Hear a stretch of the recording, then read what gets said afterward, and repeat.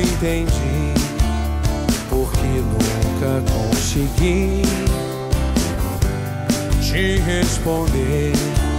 Se tudo que eu queria era você, não sei o que dizer. Eu não percebi que a razão era maior e adormeci no momento mais difícil. Te perdi, mas nunca desisti. Quem diz que o amor pode acabar? Quem foi que disse que o amor pode acabar? Quem disse que o amor pode acabar? Quem foi que disse que o amor pode acabar? Eu não percebi que a razão era maior e adormeci no momento mais difícil. Te perdi,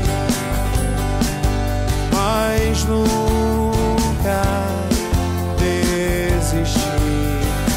Quem disse que o amor pode acabar? Quem foi que disse que o amor pode acabar? Quem disse que o amor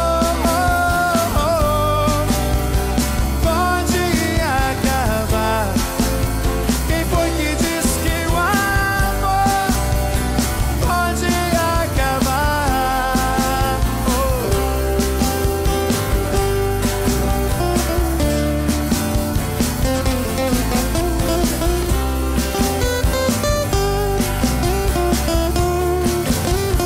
Quem disse que o amor pode acabar? Quem foi que disse que o amor pode acabar? Quem disse que o amor pode acabar? Quem foi que disse que o amor pode acabar?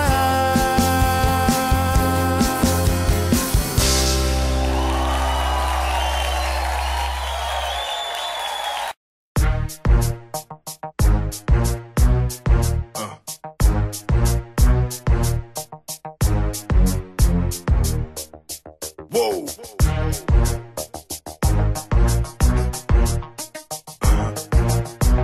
Apocalipse 16. Templo Soul. Então vê se vigia, e se hoje for teu último dia, e de que valeu tanta correria? Nada, não valeu de nada. Pra que tanto dinheiro? Não adianta pôr no bolso do terno. Eles não aceitam isso lá no inferno. Nada, isso não vale nada. Enche o celeiro com ouro, prata e dinheiro. Junta grana e capital lá no estrangeiro. Faz seu nome, montar seu império. Dá rolê de BM0, 1, 2, 3 motos. Um caro na adega pra encher vários copos. Mansão com 15 quartos, jet skis ou engatita, Cherokee, cordão de ouro em volta do pescoço. Várias viagens, vários modelos dentro da hidromassagem.